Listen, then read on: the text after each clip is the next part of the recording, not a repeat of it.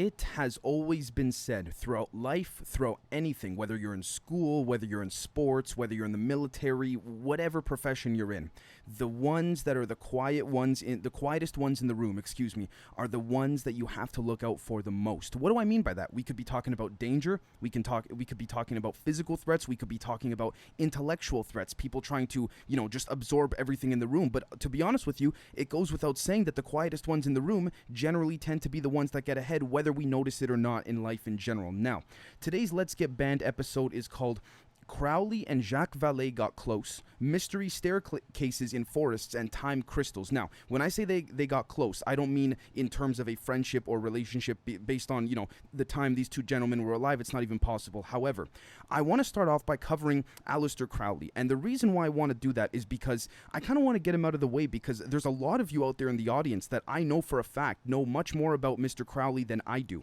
So I'm not going to sit here and pretend like I know things when I really don't. However, there are some connections I'd like to make with regards to Mr. Crowley, Mr. Vallee, the staircases in the forests, and a few other things about how, from an esoteric level, the apparatuses and machines that we're going to see referenced by in Mr. Vallee's book shortly could in fact be a form in which is creating the problem while also offering the solution, but not in the typical way you might think. So let's take a look here. Now, for those who don't know, just to fill you in very quickly, this is allegedly the creature or alien, a drawing of one rather, that Mr. Crowley summoned and gave permission to enter the, fabric or dimension of this planet of Earth. But anyways, Let's go right here. Let's take a look. And I quote, "His experiments in channeling to other worlds brought a unique and future UFO connection. He was writing about a creature known as Lam, or LAM, and gives a ritual to evoke the creature within to enter into our world. Crowley also did a painting of the creature in New York in 1919, and one can't help but notice the familiar shape and description of the aliens described by Betty and Barney Hill." End quote. Now,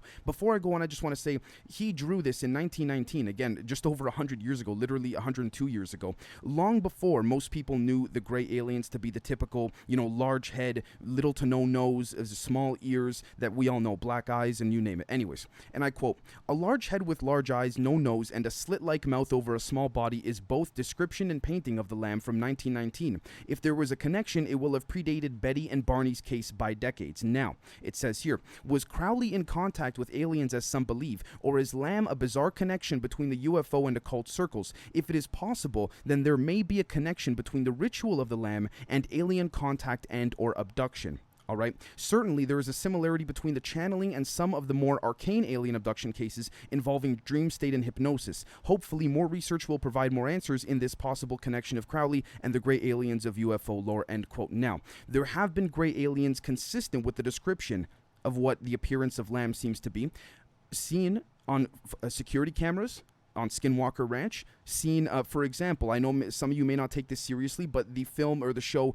Ghost Adventures, I know that it is very debatable as to, if some things are faked or not, but one thing that seems to be consistent is particularly within native lands, Native American lands, Native Indian lands, particularly where you can actually feel a bit of a difference in the anomalistic electromagnetic frequencies around you. There seems to be not only sightings of, ghosts, paranormal entities, scary entities, skinwalkers, but gray aliens, which is interesting because it makes us think, as we covered in yesterday's previous public episode, or for those that are seeing this publicly 2 days ago, Sunday night's episode, that these ionized air pockets or these anomalistic electromagnetic frequencies may not be so anomalistic after all. So let's take a look over here at Aleister Crowley, and we're going to read very quickly. He was an English occultist, ceremonial magician, poet, painter, novelist, and mountaineer. He founded the religion of Thelema, identifying himself as the prophet entrusted with guiding humanity into the Eon of Horus in the early 20th century, end quote.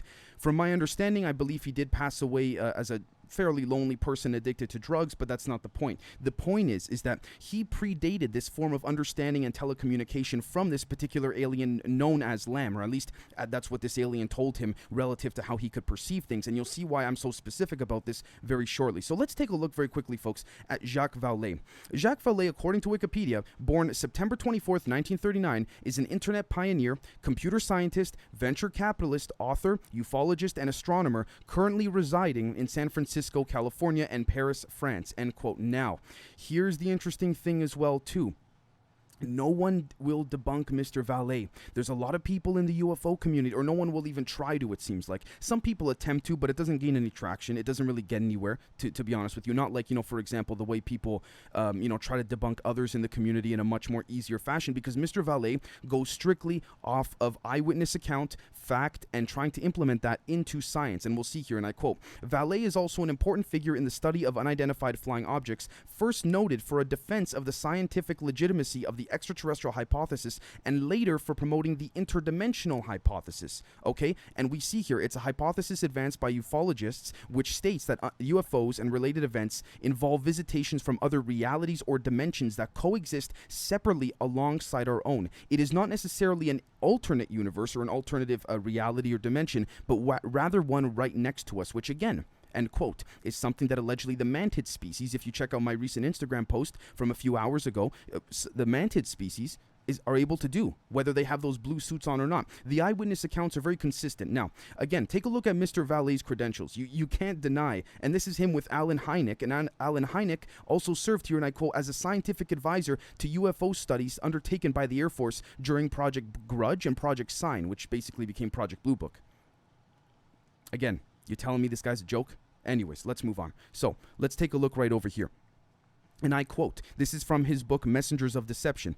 I believe there is a machinery of mass manipulation behind the UFO phenomenon. It aims at social and political goals by diverting attention from some human problems and by providing a potential release for tensions caused by others. End quote. Why do I bring this up? Well, let's take a look at this right here. WKRN.com, a very perfect example of how one could distract from other events going on around the world. Now, you might say, Dave, just because, it doesn't take an alien to sort of distract from one world event and jump and make, mass consciousness, or at least try to make mass consciousness shift its attention to something else. I agree with you very strongly. With that being said, I think the lower level of anomalistic events, I say anomalistic in air quotes, such as this one here, based on a local affiliate radio station entitled Unknown Phenomenon Caused Ground to Shake in Clarksville, police say, guys, this could be an underground military base experiment. This could be a war underground. This could be some type of energetic weapon being experimented on. This could be a paranormal event. This could have nothing to do with what's going on underground.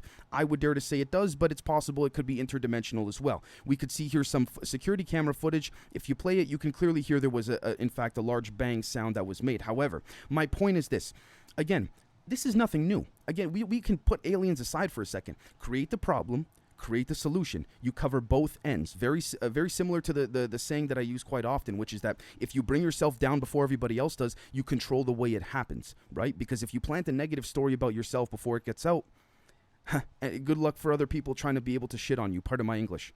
You see what I'm saying? You have a much better chance of controlling the narrative. So I would dare to say small events like this, or phenomenons that are used to sort of change or shift mass attention on lower levels, are conducted by humans, because there may seem to be some form of this smaller machine that was given to humans. Why do I say that? Well, let's take a look at Australia and New Zealand. The amount of land and the amount of alliances that they have with the United States. The amount of contracts that they have allied with the United States in a militaristic sense. All of it's classified. Okay, that's number one. But we can put that aside. Let's not look at that for a second. Number two, Bob Lazar, when he went on Joe Rogan a couple years back, he refused to speak about the weapons side of things. Specifically, what we would now know to be the Corona Visor, where he claims you point this machine or device at a particular place geographically, and you can see all of the events that have happened in the past in that specific spot, or all of the things that are going to happen, which again is allegedly how mass consciousness is shifted by the elites, because it's not that the elites are controlling everything about us. Free will cannot be bent, but they will do their best to get as close as possible to orienting, or rather reorienting, to their end game goal, if you want to call it. Now,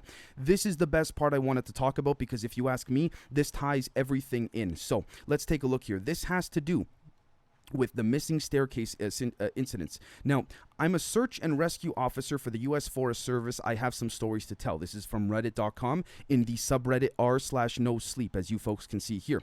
Anyways, I'm not going to read all of it, okay? I'm going to just jump to the best parts. So let's take a look here.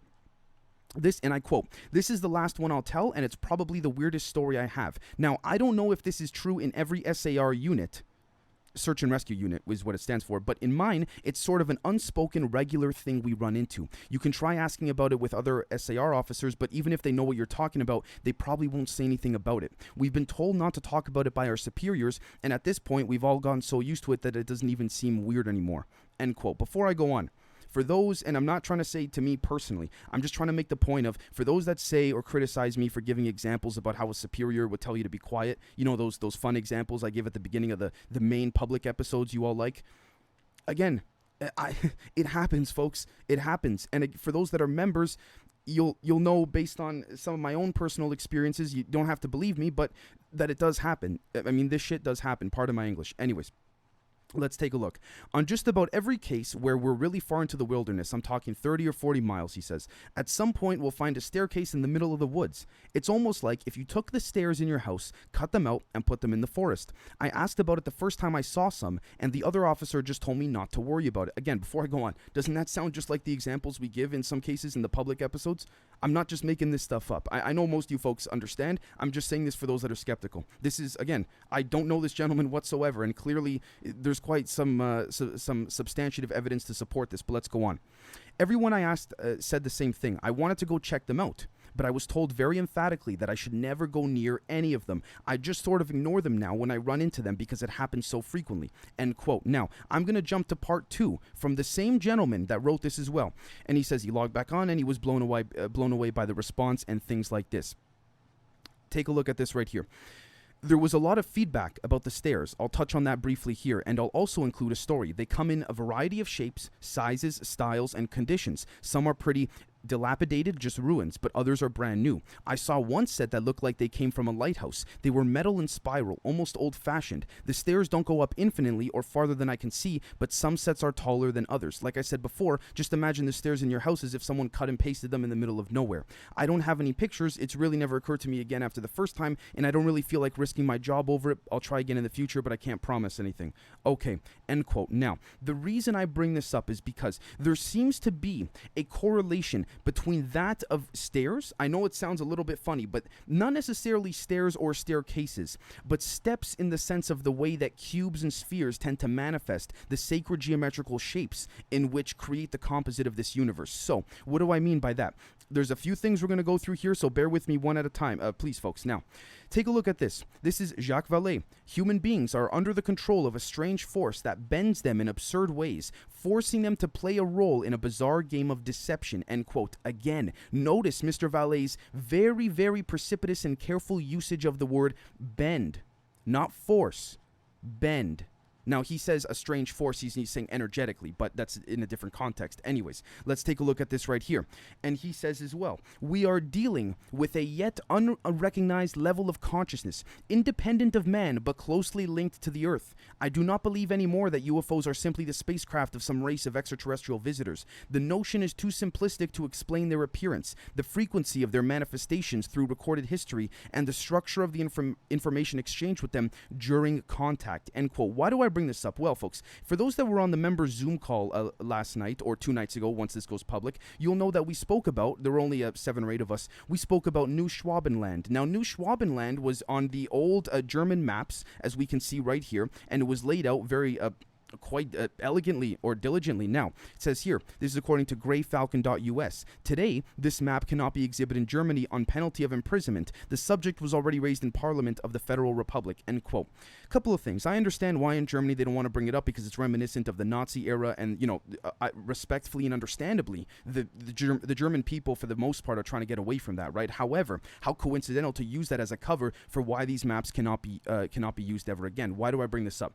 Allegedly, not just within Australia or New Zealand, Antarctica is where the largest version of the chronovisor or this type of machine that Mr. Vallee is referring to. I should not say it is the chronovisor because I'm sure there are many different apparatuses and esoteric machines, just like the ones that are very far from the sun that tend to basically curate and narrate, sort of control the overall narrative of what's happening to mass consciousness on this planet, right? In correspondence with humans and aliens, but aliens really running the show. Anyways, New Schwabenland. Now, people might say, what does Schwabenland mean? From my memory, if I remember correctly, however, don't quote me, folks, Schwabenland is a reference to Swabia, which is a region in Germany, and it's basically Schwaben is the contemporary version or slang, if you want to call it. However, I bring this up because what if New Schwabenland, interestingly enough, is in fact one of the main areas in which, again, very consistent with what Admiral Byrd said about about the poles. You have to be careful of the poles. However, it could be possible that this particular part of Antarctica, which no countries could go to, by the way, unless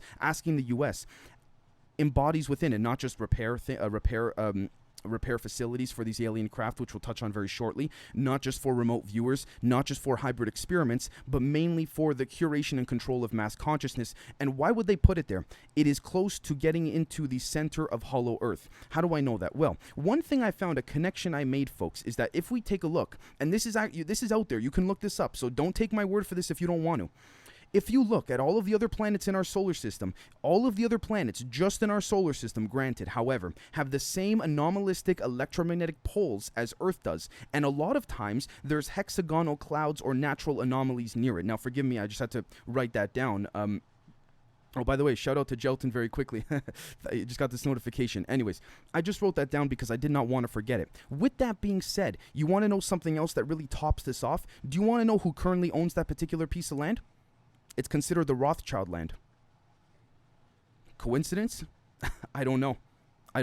That's all I'm saying. And interestingly enough, this was brought up on the member Zoom call as well, too, thanks to, again, Michelle, Camden, Nils, Blake as well. Thank you so much, my friend, for coming on, and a couple others as well. Notice, these are this is the part of Antarctica that is claimed by many different countries of the world. This is still in place today. However, this has now, where it used to be claimed by Nazi Germany, is now part of Norway. Interestingly enough, the U.S. doesn't have any land claimed on Antarctica or the Antarctic, and yet you got to ask the U.S. to get there. You see what I'm saying, folks? Things are way too fishy in this particular case. Anyways, let's take a look at this right here. Howandwise.com. U.S. astronauts saw thousands of UFOs in Germany and filmed UFO landing in California in 1957. This is interesting because depending on the eyewitnesses that you ask, and again, this is space pioneer Leroy Gordon Cooper, who died in 2004. It's hard to ascertain the veracity of much of this. However, steps were seen within California National Parks forests in and around the same general area or vicinity of where these sightings have been. Now, let's take a look at a reference here, folks, from Walter Russell, okay, the universal one. This is a simple page out of his book. And again, not saying Walter Russell is correct, but for those who don't know, Walter Russell made a book on his theory on how the universe works, implementing energy, frequencies, light waves, sound waves, sacred geometry, you name it. Now, he then brought it to his friend Nikola Tesla. Nikola Tesla said, hide this for 1,000 years, humanity isn't ready. However, take a look at this right here. The cube and the sphere are the sole working tools of creation. Again, he explains through the visualization and depiction of these illustrations the way in which these forms of energy are formated. Hence, we could find the association to, the Saturnarian worship, the black cube, and things like this. However, let's take a look at this particular image right here, which I find to be much more prominent. The generation of mass. Interesting, right? Why do I say that? Notice something. You see this right here, the generation of mass, how there's a triangle or a pyramid or a cone going upwards and then another one going downwards and inwards? Think about that, folks. Could that not be the same way in which electromagnetic frequencies are emitting from both angles of the poles, right? Think about that. Does this not seem like a simple resemblance of Earth? Which could explain how we can get into Hollow Earth through the poles. It's not that you don't need to be a scientist to sort of put these connections together. You see what I'm saying? All right. Now take a look at this. Form of mass is controlled by the position of its magnetic poles, which define the polar magnetic bases. Now, I'm not going to read the whole thing, you name it. However, what we're going to see here is that squares and cubes then seem to form the triangles. And again, interestingly enough, thanks to our friend, I believe it was, I forgot off the top of my head, but someone on our member Zoom call the other evening who said, isn't the Louvre in France, the Louvre with the pyramid, the glass pyramid, there's also another pyramid underneath if you go inside of it, and the pyramid's facing downwards. So you got one facing up and one facing down. Interesting, is it not? Interesting how pyramid-shaped UFOs always have the tip of their triangle or the tip of their craft pointed downwards towards the Egyptian pyramids when it seems like they're harnessing energy or doing something like this for their craft, right? So clearly there is something there without, I guess you could say, without question, in some form or in some way or another. Anyways, the next thing you might be asking me is, Dave, okay, we're looking at all these screenshots, so what are we seeing here? Look at this right here. This is a tweet from @NickMadrid16. Thank you, sir, for tweeting this. An article to medium.com. There was and I quote, there was a specific electromagnetic signature or frequency emanating from them when they were going into or coming out of the water, so they were easy to track. On several occasions, they filmed the UFO as it transitioned from water, end quote. Interesting, right? Because again, Mr. Lou Elizondo has been doing quite a bit of podcasts lately, refuses to speak on these things. Interestingly enough, Werner von Braun was sent to Skinwalker Ranch many years ago, spent just over a month there investigating the anomalistic electromagnetic frequencies. If it was something they still wouldn't have discovered today, folks, in my opinion, that piece of land would still be considered government owned. But clearly they knew what it was. They didn't deem it to be a threat. Anyways, so the next thing I want to cover is this right over here. Now, why do I show this particular piece of article here? Because it just goes to show that using time crystals, okay, in its most purest form, which again, going back to Walter Russell, is the square and the circle, seems to be the same way in which humans at a lower level, the CIA, MI6, Mossad, tend to control narratives within our countries. Where do you think they got it from? I'm sure, there's certain parts of it that are just naturally occurring within the human mind that come to us, but you don't think these aliens also showed them indirectly the way in which, certain misinformation could be used? Presuming, again, I'm very happy to have my mind changed, but presuming the Regalians are the ones that are suppressing information, it's pretty easy how we can see what's going on here. So let's read this very quickly. Now, it says here, it uses the Middle East as an example, but folks, please broaden your perception respectfully for this episode. Think on a much larger scale. This has to do with disclosure. Like, we can relate that directly to disclosure, because you have some people trying to disclose things within the government with regards to UFOs, and then others that are not. Again, hard to say which one is which, but that tribalistic mentality is there.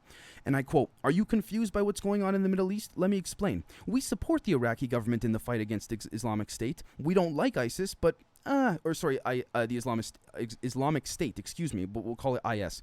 We don't like IS, but IS is supported by Saudi Arabia, whom we do like. We don't like President Assad in Syria. We support the fight against him, but not IS, which is also fighting against him.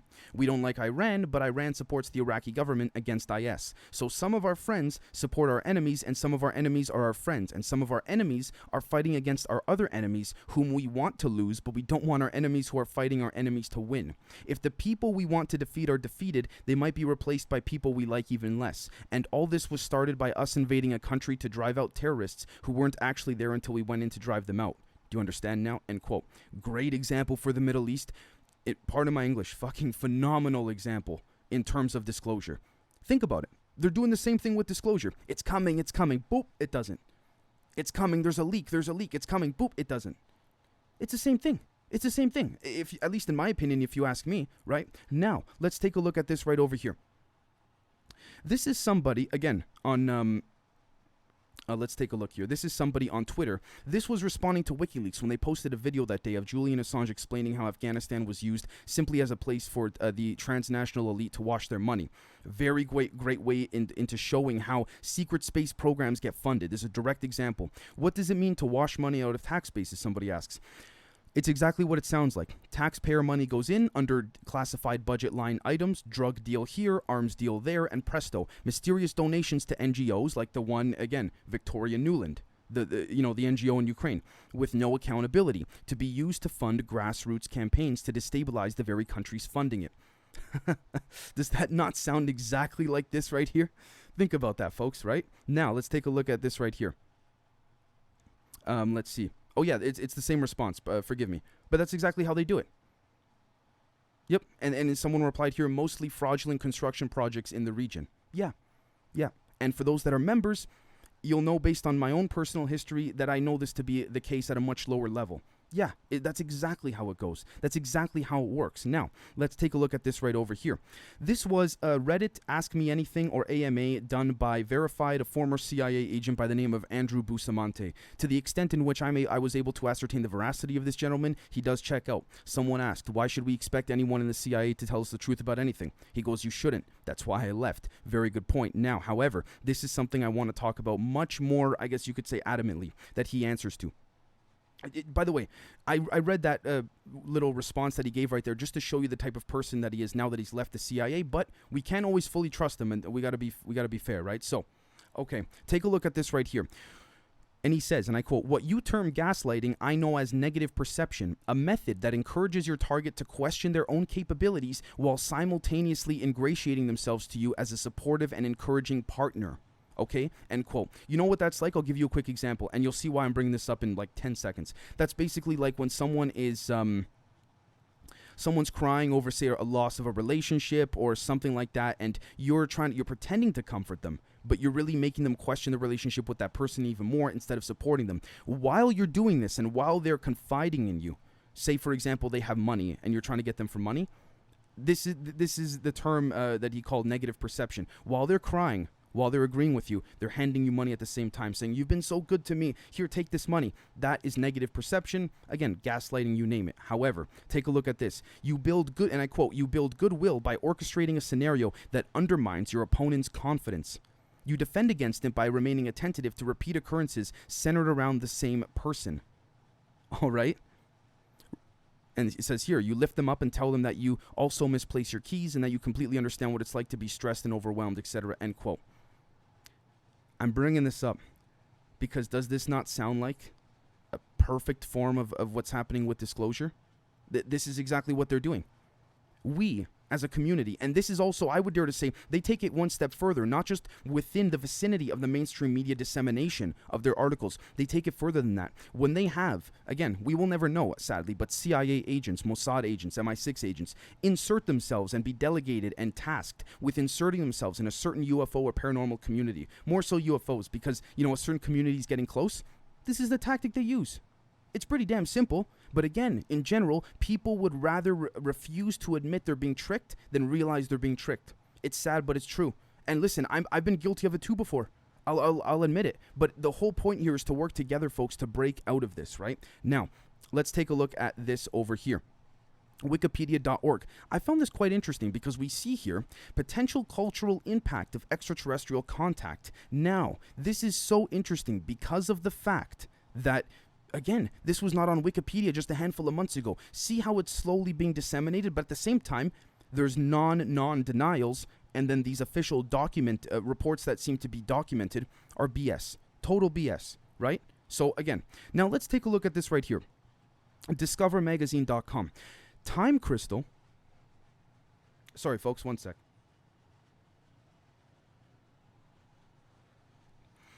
Time crystal created inside a quantum computer. Okay, the best way to build a time crystal is in a quantum simulator. Now take a look at this. Crystals, and I quote, "Crystals form when energy is removed from certain materials, forcing them to adopt new spatial structures. A key property of crystals is that when they form, symmetry becomes broken. Instead of the material being the same in all directions, it is the same only in some directions. It forms a periodic structure." Take a look at this. Back in 2012, Nobel Prize-winning physicist Frank Wilczek and his colleagues Al Shapir struck on an interesting idea when contemplating this phenomenon. They reasoned that the laws of physics are symmetrical in time as well as in space. Now, before I go on, think, folks, is that not similar to the example I gave 2 episodes ago in Let's Get Banned about how, again, one ways I help to deal with my own mental health issues is thinking of time being this piece of paper and then all points of time being equal, right? These 4 corners being folded into the middle, living in the present, right? Again, you see here, laws of physics are symmetrical in time as well as in space. So this kind of behavior should not be confined to spatial dimensions alone. I agree. Same thing that we think the only thing around us in this world is physical. Who's to say there's not another element of consciousness? And this theory and proposal may prove that. But again, things cannot get too pushy to the public because it's going to get too close to the truth. Similar periodic structures, they decided, ought to appear in time as well. They called these structures time crystals. This was an entirely theoretical leap into the unknown, but it triggered a flurry of head-scratching among physicists who began working out how to build time crystals. In 2016, they achieved it with a string of ytterbium ions cooled to their ground state but still able to interact with each other. End quote. Ionized air pockets. I'm not saying that's what this is. I'm saying you see how they're messing with ions, to do this? See? Okay. Anyways. Take a look at this. When this happens, the change in spin causes the spin of the next ion to flip, followed by the next and so on in a chain reaction. Indeed, the chain can be made to oscillate at a rate that depends on how often it is zapped. End quote. similar to upside down triangle, upwards triangle. You see what I'm saying here? Causes the next one to flip, followed by the next one, so on and so forth. Again, light waves could arguably be, we can debate that is what makes up some form of elemental compositions of this dimension or universe. Take a look at this. World Economic Forum .org, okay? And this is going to be the final thing that I bring up. Now, with that being said, the one last thing I want to mention too is that going back very quickly to the time crystals, we're going to find here is that this is also, if we were to visualize it, a very similar representation to Nikola Tesla's. I was gonna say Elon Musk's. Forgive me. To Nikola Tesla's energy oscillator, which has the same appearance as the Egyptian cross with the infinity energy loop at the top of it. So clearly, there's something there, right? Now, by the way, thank you to Michelle for bringing up that oscillator on the Zoom call. If not for you, Michelle, I would have never put this in the episode. Anyways, this is the World Economic Forum. 5 visions of the future from our Global Technology Governance Summit. Now, I'm not going to read it for you. Just going to read the bullet points, okay? Synthetic biology could change the world, okay? Point 2, diminished reality will change how we experience it. Before I go on, those that are members, I'm not trying to, sound like a salesman, but you will know about diminished reality. And the reason we don't talk about it too much publicly is because the things that relate to it, we'd get banned for saying publicly. Anyways, point number 3, we'll move beyond devices. Again, infiltration into the body. Who are these, on a front level, who are these people to tell us the way in which things should go? Again, notice, going back to Jacques Vallee's theory on there being a machine or multiple apparatuses that tend to distract from different things in order to achieve a certain goal or objective. People will now say at this time, in real time, around this time of year, who the hell is the World Economic Forum to be able to tell us what the future will be like? Again, there's going to be a distraction soon enough, folks. It's as simple as that. But they can't say that they didn't tell us because they need to put it in front of our faces because they cannot break free will, but they could bend it, right? Real investment in human capital could be transformative. Human capital, right? Again, the singularity, transhumanism. That's not necessarily a bad thing if you ask me. The problem is I'm worried about the people that are encouraging it. That's my issue. More so the people encouraging it, right? And then number 5, AI won't take our jobs yet. You see, then at the end, by saying here, we'll go back here. By saying AI won't take our jobs yet, they're reassuring the people that are scared of the points above. Great form of propagandization. Anyways, folks, let me know what you think. I do believe that there are quite a bit of connections that I guess we could that we have made here, to be honest with you, folks. And we'll catch all of you very, very soon. Cheers.